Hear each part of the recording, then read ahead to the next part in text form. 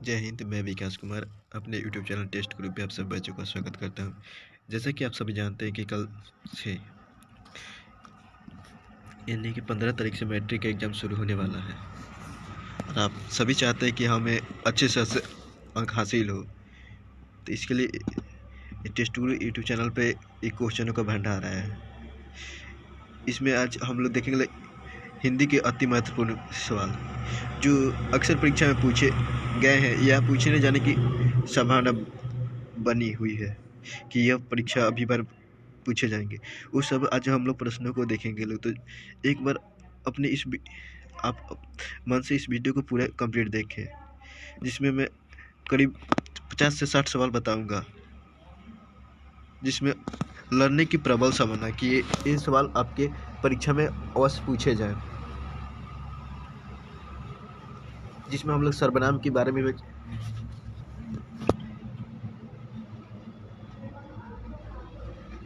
जिसमें एक minute mobile of, जिसमें हम लोग सर्वनाम संज्ञा सब के बारे में चर्चा करेंगे। ठीक है,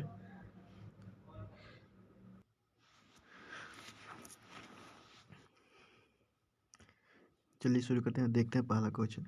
कभी घाना नद का वध किस सैनिक ने किया था? जो कभी घाना नद थे उसके सैनिक कभी घाना नद का वध किसके सैनिक ने किया था? नादिर शाह के सैनिक ने किया था। जो नादिर शाह थे उसके सैनिक ने किसका वध किया था? कभी घाना नद का। अगला प्रश्न, मेरे बिना तुम प्रभु के लेखक कौन है? तो धर्मवीर भारती। मेरे बिना तुम प्रभु के लेखक कौन है? धर्मवीर भारती। घनानंद किस धारा के कवि थे? तो रीति धारा के। रीति मुक्त धारा के कवि कौन थे? घनानंद। इसमें 3 प्रश्न है। कवि घनानंद का वध किसके सैनिक ने किया था? नादिर शाह के। मेरे बिना तुम प्रभु के लेखक कौन है? धर्मवीर भारती। और घनानंद किस धारा के कवि थे? तो रीति मुक्त धारा के। अगला देखिए, में किस कारक की विभक्ति है? तो किसका कार? अधिकरण का है। ठीक है, तो कर्ता ने कर्म को, कर्म से सपदान को ले, अपदान से जुड़े, अधिकरण में पे पर, समझ गए? यानी कि अधिकरण में पे पर का प्रयोग होता है। आकाश शब्द का प्रवाची पूछे आपसे। आकाश का शब्द का प्रवाची क्या है? गगन। और च का उच्चारण स्थान पूछा है तो क्या होगा? तालु। अकुह विसर्जनीय नम कंठ इचु ऐसा नाम तालु। ठीक है, अकुह विसर्जनीय नम कंठ और इचु ऐसा नाम तालु। ऋतु ऐसा नाम मूर्धा। उपपदमानीय नम ओष्ठ। ये सब इसका ट्रिक है। तो च का उच्चारण कहता है तालु है। अकुह विसर्ज इचु ऐसा नाम तालु। इचु आसा नाम तालु। च का उच्चारण स्थान क्या है? तालु। उसके बाद अगला प्रश्न है, श्रम विभाजन एवं जाति प्रथा के लेखक कौन है? तो भीमराव अम्बेडकर। श्रम विभाजन और जाति प्रथा के लेखक कौन है? भीमराव अम्बेडकर। इच्छा का पर्यायवाची क्या है? इच्छा का पर्यायवाची मतलब क्या होता है? उसका समानार्थक। तो इच्छा का पर्यायवाची क्या है? अभिलाषा। आधुनिक का विलोम क्या है? प्राचीन। ये सभी प्रश्न परीक्षा में आए हुए हैं विगत वर्षों में, जो आने की प्रबल संभावना है। इसलिए इसको एक बार पढ़ कर जाइएगा। एग्जाम देने से पहले एक बार इस वीडियो को पढ़ लीजिएगा, उसके बाद जाइएगा। ठीक है, आधुनिक का विलोम क्या होगा? प्राचीन।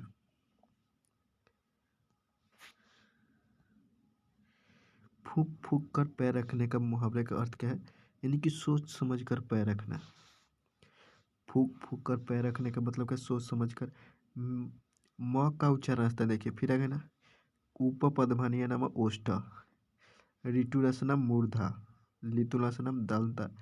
इचुआसनम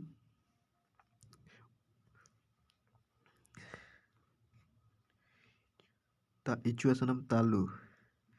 मगमा क्या बेचती थी? म का उच्चारण क्या था? ओठ। म अगर नहीं आपको याद है तो एक बार म को उच्चारण कीजिएगा, देखिएगा आपका ओठ जो है एक बार आपस में सटेगा ना। तो उस तरह से आपको एक बार उच्चारण करना है। अगर नहीं याद हो ट्रिक तो एक बार आप उच्चारण कीजिएगा। उच्चारण से आपको यह ध्यान से देखिएगा कि क्या क्या जीभ स्पष्ट कर है। ठीक है। मगमा क्या बेचती थी? तो मगमा बेचती थी दही। मगमा क्या बेचती थी? दही। मगू की बड़ी बहन का क्या नाम था? कमू नाम था। मगू की बड़ी बहन का क्या नाम क्या था? कमू। अगला प्रश्न, पापाती को दो को छोड़कर कौन जाना नहीं चाहती थी? जो पापाती थी उसको छोड़कर कौन जाना नहीं चाहती थी? तो वल्की आमा। वल्ली आमा जो है पापाती को छोड़कर नहीं जाना चाहती थी। वल्ली आमा पापाती को छोड़कर नहीं जाना चाहती। गुरु नानक किस धैर्य के प्रवर्तक थे? किस धर्म के प्रवर्तक थे? तो सिख धर्म के। गुरु नानक जी सिख धर्म के 10वें गुरु। गुरु गोविंद सिंह, गुरु नानक, गुरु अंगद, अमर रामदासो, अर्जुन देव, तेग बहादुर, गुरु गोविंद सिंह। यानी कि गुरु गोविंद सिंह सिख धर्म के 10वें गुरु और गुरु नानक जो है सिख धर्म के पहले गुरु हैं। प्रेम घन का जन्म कहाँ हुआ था? कभी प्रेम घन का जन्म कब हुआ था? तो 1855 में। जो संज्ञा तथा सर्वनाम की विशेषता बतला उसे कहते हैं विशेषण कहते हैं। जो संज्ञा के बदले आता है उसे कहते हैं सर्वनाम। और जो दोनों की विशेषता बतलाता है उसे कहते हैं विशेषण कहते हैं। जो वर्ब की विशेषता बतलाता है उसे क्रिया विशेषण कहते हैं। जो वर्ब और क्रिया विशेषण नाउन के सबकी विशेषता बतलाता है उसे कहते हैं एडवर्ब कहते हैं, यानी कि क्रिया विशेषण। मगमा का शादी किसके साथ होना तय था? तो मगमा का शादी नजमा के साथ। मगमा का शादी किसके साथ होने वाला तय था? नजमा के साथ। अगला प्रश्न, अज्ञेय का जन्म किस वर्ष हुआ था? तो 1911 में। ये परीक्षा में पूछ चुका है। अज्ञेय का जन्म किस वर्ष हुआ था? तो 1911 में। पुष्यकारणी रचना किसकी है? पुष्यकारणी रचना किसकी? अज्ञेय की। इनका जन्म कब था? 1911 में। नगर संवेदना की कवि कौन है? कुंवर नारायण।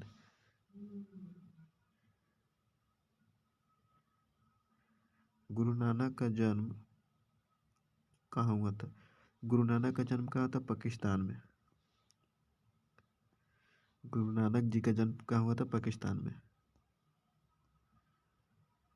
कारक कितने भेजे होते थे? कारक कितने भेजे होते? 8। कर्ता ने कर्म को करण से सपदान को के लिए अपदान से जुड़े अधिकरण में पेपर हज संबोधन हजी अहो अरे। नदी का बहुवचन क्या है? नदियाँ।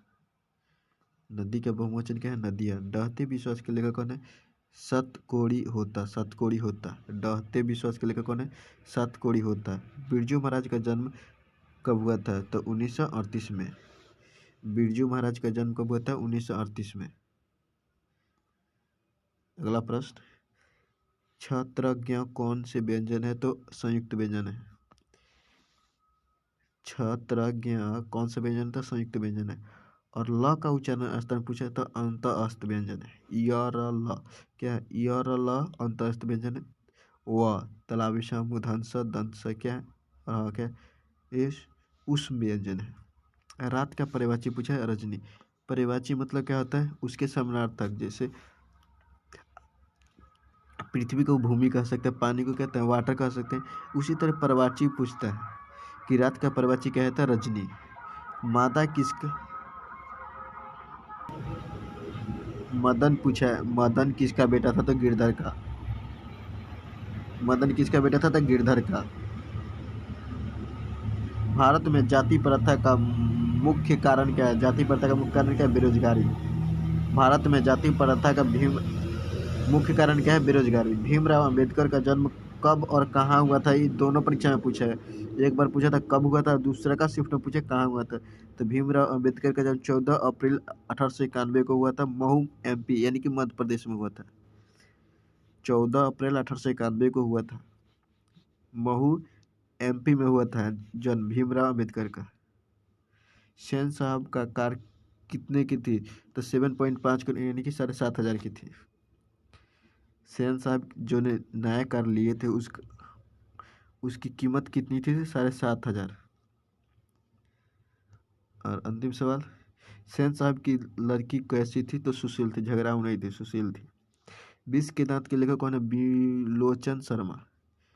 विष के दांत के लेखक कौन है? बिलोचन शर्मा। मैं खोखा को इंजीनियर बनाना चाहता हूँ, यह कथन किसका था? सेन साहब का। सेन साहब का कथन है कि मैं खोखा को क्या था? इंजीनियर बनाना चाहता हूँ। देख ली, सेन साहब का क्या था। अगला जो ऑब्जेक्टिव प्रश्न आने वाला है उसकी प्रबल समाना है, लिख लीजिए कौन कौन से। अपने शब्दों में पहली बार देखे गए बहादुर का वर्णन करें। रोगी रोगी और डॉक्टर के बीच जो वार्तालाप हुआ था उसको लिखना है। लेखक ने कहानी का शीर्षक नगर क्यों रखा, इसको लिखना है। लक्ष्मी कौन थी, उसके पारिवारिक स्थितियों को चित्रण करना है। कवि ने प्रेम मार्ग के अनुच्छेदों को क्या कहा था, इसको विस्तार करना है। पपाती कौन थी और वह शहर क्यों लाई गई, इसका भी लिखना है। माँ मग्गू के अस्पताल में क्यों दाखिला नहीं करवाई, ये भी लिखना है। अस्पताल भारत कहाँ निवास करती है, लिखना है। रंगपा कौन था, इसको लिखना है। खोरवा किन मामलों में अपवाद था, खोखा जो था किन मामलों में अपवाद था, इसको लिखना है। जो नर दुख में दुख नहीं मानता है, इसका भावार्थ लिखना है। रसखान रचित सौंदर्य का भावार्थ लिखना है। यानी कि टोटल 24 प्रश्न है, इसमें से आने की बहुत प्रबल संभावना है, इसको लिख लीजिएगा, ठीक है, देख लीजिएगा। अब आज के लिए इतना ही रहने देते।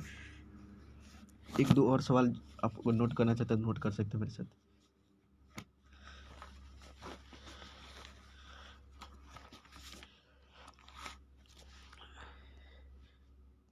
अगर आप मेरे साथ, मैं बोल दे रहा हूँ, अगर आप लोग लिख रहे हैं तो उस प्रश्न को नोट कर लीजिएगा। अपने शब्दों में पहली बार देखे गए बहादुर का वर्णन करना है।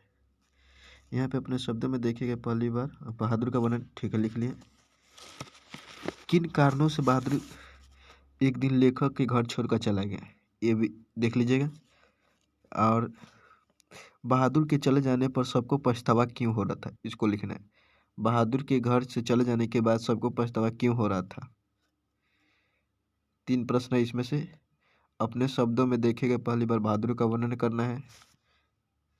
बहादुर के घर से चले जाने के बाद सबको पछतावा क्यों हो रहा था, इसको लिखना है। और लेखक को नौकर, अति महत्वपूर्ण लिखिएगा। लेखक को क्यों लगा कि नौकर रखना बहुत जरूरी हो गया है। लेखक को क्यों लगा कि नौकर रखना बहुत जरूरी हो गया है। लेखक को क्यों रखा कि नौकर रखना बहुत जरूरी हो गया, ये लिख लीजिए, ये आएगा। उसके बाद बढ़ते नाखून प्राकृतिक मनुष्य को क्या याद दिलाता है। बढ़ते जो नाखून है प्राकृतिक मनुष्य को क्या याद दिलाता है, लिख लिए, इसको लिख लीजिएगा। उसके बाद मदन हक्का बक्का क्यों रह गया, इसको लिख सकते हैं। मदन हक्का बक्का क्यों रह गया, ये भी आपसे सवाल पूछ सकता है कि मदन जो था हक्का बक्का क्यों रह गया। अगला प्रश्न आ सकता है, देवगिरी लिपि के अक्षरों में स्थिरता कैसे आ गई। देवगिरी के लिपि में अक्षरों की स्थिरता कैसे आ गई, लिख लिए। मनुष्य बार बार नाखून क्यों काटता है, इसको भी लिखना है। मनुष्य बार बार नाखून क्यों काटता है, लिख लिए। उसके बाद लिख लीजिए, लेखक क्यों पूछता है कि मनुष्य किस ओर बढ़ रहा है, पशुता की ओर या मनुष्यता की ओर। लेखक क्यों पूछता है कि मनुष्य किस ओर बढ़ रहा है, पशुता की ओर या मनुष्यता की ओर।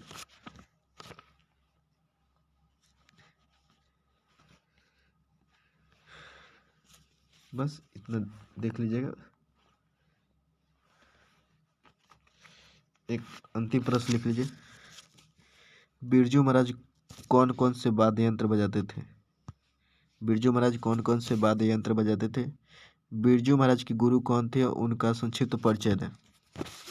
बिरजू महाराज के गुरु कौन थे, उनका संक्षिप्त वर्णन दें। मछली